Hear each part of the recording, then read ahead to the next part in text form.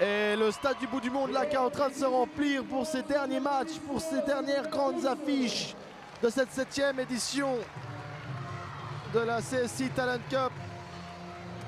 Qui va rejoindre le PSV en finale? C'est toute la question.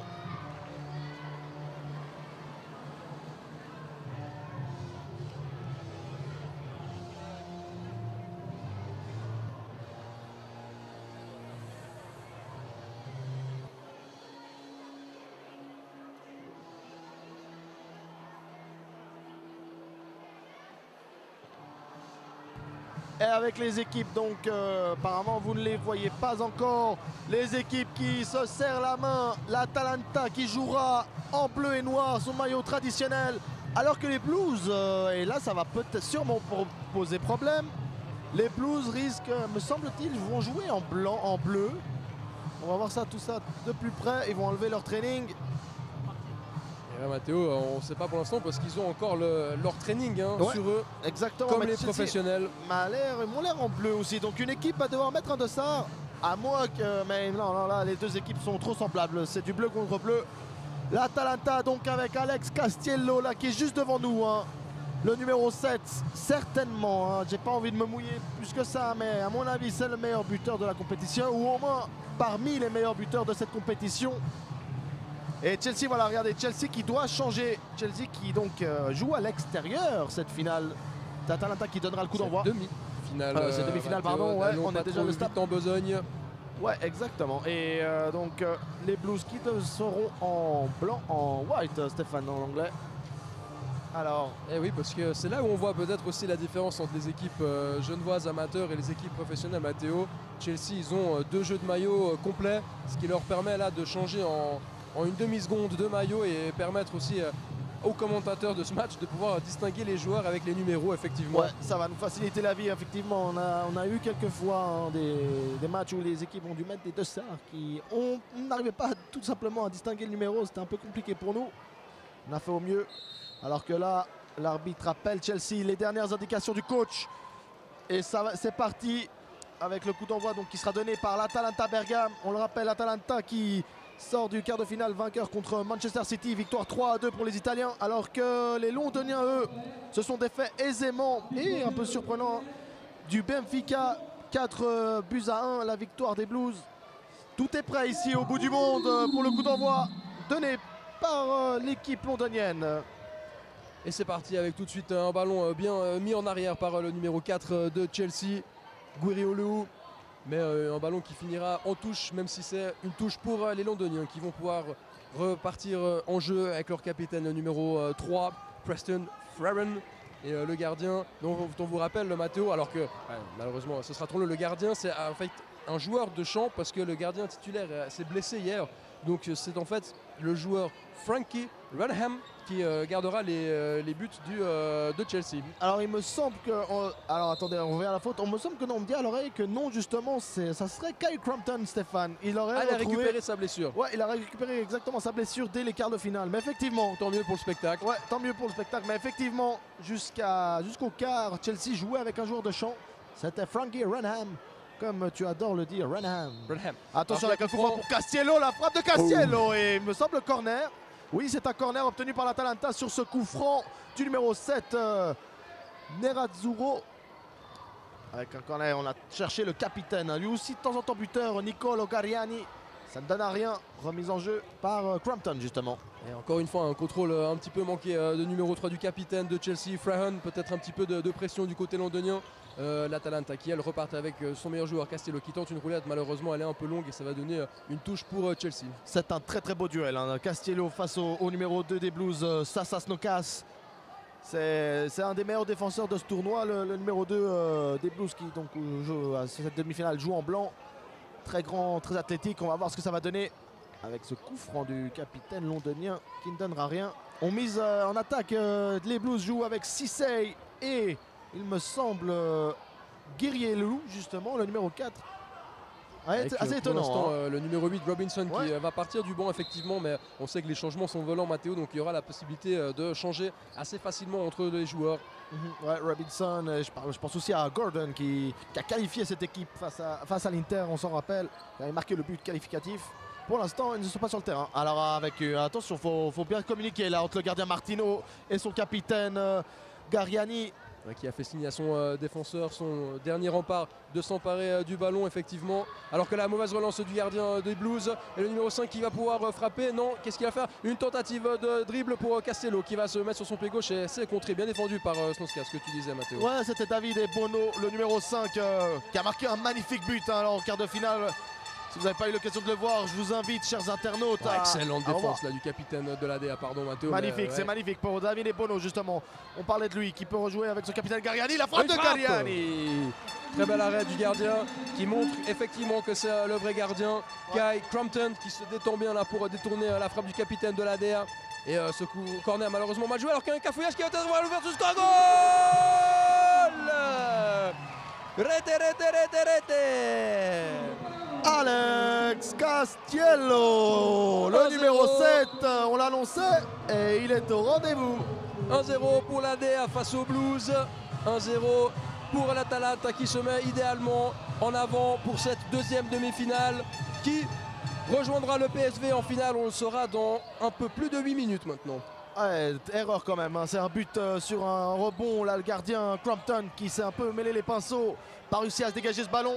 David Bono qui a très bien décalé sur Alex Castiello. Il n'en fallait pas plus pour le numéro 7 Bergamasque de signer le 1-0 avec, attention, mais cette fois-ci, c'est le numéro 4 Guirielou qui a réussi à reprendre ce ballon qui file en touche. Ouais, c'est ce qui fait peut-être la différence pour l'instant, en tout cas Matteo, c'est la chance. On voit que les joueurs de Chelsea laissent filer passablement de contrôle, tandis que de l'autre côté, l'Atalanta a pu bénéficier d'une situation confuse et conclure de façon le 1-0. Alors que là, le capitaine de l'Atalanta qui repart avec son numéro 7, Castello qui a pouvoir ramener une frappe. Et bel arrêt du gardien. Frappe au premier poteau et quel arrêt du pied, quel réflexe de Kai Crampton qui dégage ce ballon corner là, corner mal joué.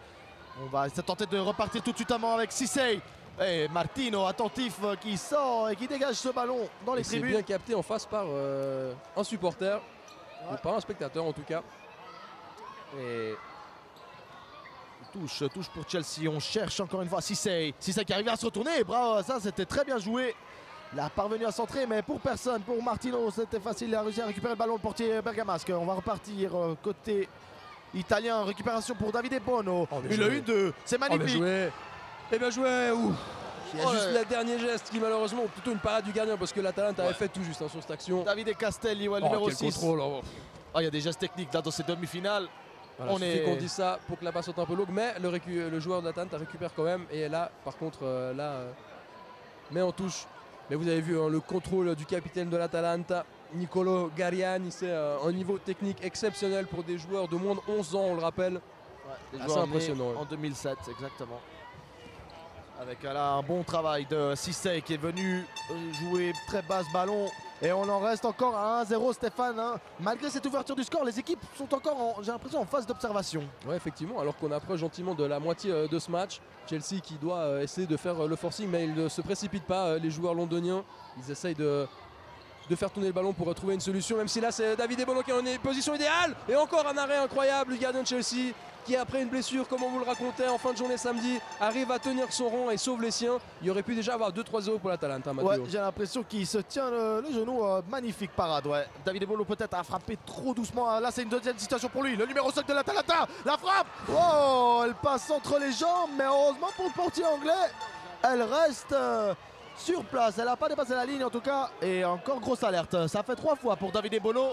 Effectivement, ouais, auteur de... Alors, de nouveau, une belle frappe là de Ashley Cole local.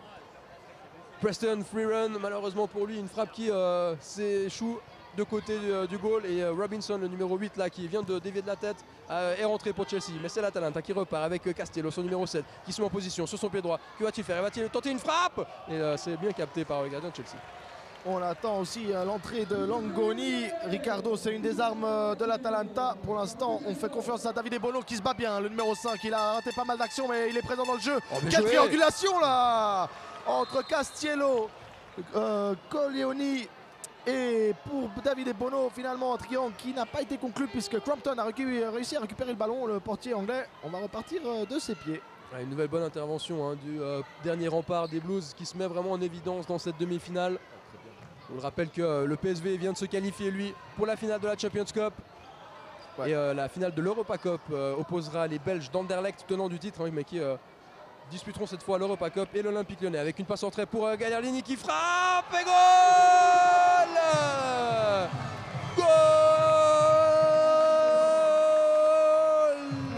Nicolo Garriani.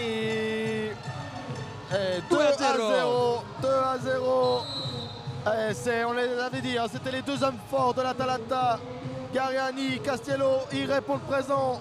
2 à 0 pour les Italiens alors que Chelsea a fait rentrer un gardien volant, Stéphane. Ouais, effectivement, alors est-ce qu'il a eu de nouveau mal, le gardien titulaire Crampton? En tout cas, c'est le fameux Durham qui est entré à sa place, justement, Runham, pardon. Et Chelsea qui va pouvoir repartir avec justement le gardien qui dégage directement sur les bras de son homologue Martino qui relance là-bas du côté droit. Est-ce que ça va passer? Non, c'est une bonne intervention de la défense de Chelsea avec Chelsea encore, et c'est une touche que va obtenir l'équipe de Stamford Bridge. Avec l'entrée de Ali Prandi, le numéro. Alors sur le terrain, il a le 29. Il avait le numéro 3, on le reconnaît grâce à ses lunettes justement. On va voir ce qu'il va apporter. Castiello est sorti, Rigoni aussi, le capitaine Garriani, pardon. Ali Prandi, justement, on en parlait. Ali Prandi encore qui peut se mettre sur son pied gauche. Ali Prandi qui peut écarter le poteau, il me semble-t-il. Poteau là de l'Atalanta qui a frôlé le 3-0. Ouais, effectivement, une action assez incroyable d'Ali Prandi. Il est facilement reconnaissable là avec ses lunettes. Mais quel joueur aussi, une facilité technique assez impressionnante qui parvient facilement à se débarrasser de ses défenseurs pour pouvoir ensuite affronter les gardiens. Et en général, ça fait mal aux adversaires. Tout à fait. On attend aussi un peu plus de Robinson. Hein. Dante Robinson qui est le numéro 8 de Chelsea. Pour l'instant, un peu trop timide. On l'a senti beaucoup plus présent dans les prochaines rencontres alors que se prépare Sol Gordon. Lui également buteur pour Chelsea. On va tenter certainement le tout pour le tout. Hein. Il reste un peu plus de 3 minutes dans cette demi-finale. 2 à 0 pour l'Atalanta avec cet envolé de Martino suite à cette frappe de Sasnautskas, le central, défenseur central des Blues. Et ça va donner un corner pour Chelsea qui tente là. Ouais, alors là on a visé un défenseur. Ouh là aussi la balle a failli rentrer dans les cages de l'ADR. Mais on en reste à 2-0 alors qu'on vient de dépasser la 9e minute de jeu. Si je fais le calcul à l'envers, effectivement un petit peu plus de 2 minutes 30 encore à jouer avec un tacle qui sont interdits. Mathéo, on le rappelle, ouais, effectivement tout tacle est interdit en salle. Ça va donner une remise en jeu pour l'Atalanta. Ouais, l'Atalanta maintenant a le luxe d'attendre, enfin a le temps pour elle. Le temps court en revanche pour Chelsea qui n'a plus le choix si ce n'est d'attaquer. Alors attention, ça se présente à 2 contre 1. Oh, et c'était que Langoni qui aurait pu transmettre à son coéquipier Coleoni. Ça ne donnera rien cette contre-attaque. On revient avec Martino. Attention, et récupération magnifique d'Ali Prandi. Mattia Ali Prandi qui peut récupérer. Et récupération maintenant de Langoni. Langoni qui a l'air droit au goal. Effectivement, il a été tiré par le maillot. Et alors qu'il reste un petit peu moins de 2 minutes à jouer, ça va être un bon coup franc là pour l'Atalanta qui va pouvoir peut-être prendre un avantage décisif. Avec une frappe et ça passe à quelques centimètres à côté des buts de Chelsea. Et on le rappelle, Chelsea qui ne joue pas, qui ne joue avec sans gardien, sans véritable gardien. C'est un joueur de champ comme vous pouvez le voir, il a un dossard. Tout ça pour avoir un gardien volant. On va voir ce que ça va donner, si c'est une tactique payante ou non. Pour l'instant, ça ne change rien au résultat. 2 à 0 pour l'Atalanta. Ah, justement, la montée de Renham. Et malheureusement, Nick n'arrive pas à trouver un coéquipier. Il essaie de faire le surnombre. Là, on a sorti justement un gardien pour faire jouer avec un joueur pour essayer de créer le surnombre. Mais pour l'instant, l'Atalanta, un peu à l'italienne, hein, Matteo, on a envie de dire, se défend très bien et pour l'instant n'encaisse pas de but. Ouais, très tactique sur les coups de pied arrêtés également les Italiens. Regardez comme ils anticipent ça, l'image de Longhi Filippo, là qui vient faire une très belle interception défensive. Ali Prandi qui va tenter d'obtenir une touche, il l'a réussi. Avec un beau décalage là, c'est pour Longhi. Il peut revenir sur son pied droit, il va certainement obtenir le corner. Ouais non, on joue en retrait. Et l'arbitre qui siffle une faute. Ou une touche. Une faute, on va voir. En tout cas, c'est une balle en faveur des Bergamasques. Et une touche, ouais, effectivement, Matteo. Alors l'Atalanta qui va essayer de jouer vite. On trouve de nouveau le numéro 14 avec une tentative. Oh, il en a perdu sa chaussure, il me semble. Là, ouais, il a le perdu joueur sa chaussure. Nerazzurro, mais ça va revenir sur Ali Prandi qui peut envoler. Ouf, il a tenté d'enrouler avec une frappe du gauche qui partait bien. Là. Oh là là, un petit pont réussi. Alors je sais pas s'il a fait exprès, mais en tout cas c'était assez incroyable. Il a fait clairement exprès là, Preston. Ouais, exactement, le capitaine. Anglais, là, peut-être ce sursaut d'orgueil du capitaine. C'est lui qui doit montrer la voie à ses coéquipiers. Même s'il reste 30 secondes, ça va être très difficile, voire impossible. Quelle passe. Oh, quelle passe d'Ali Brandy de nouveau, encore une fois. Mais le gardien de Chelsea. Et le gardien qui monte, il reste 20 secondes. La frappe de Renard. Et Stéphane, et s'il marquait là. Et là, s'il marquait, il donné aurait resté 10 secondes, ça aurait été de toute façon difficile, mais on peut que apprécier le geste du gardien joueur des Blues. On a envie de dire, effectivement, il fallait tenter le tout pour le tout, et il reste 0 secondes sur le chronomètre.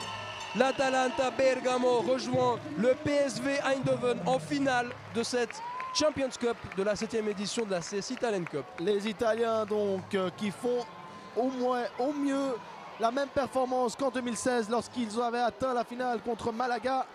On verra si pour eux le destin sera différent ou pas.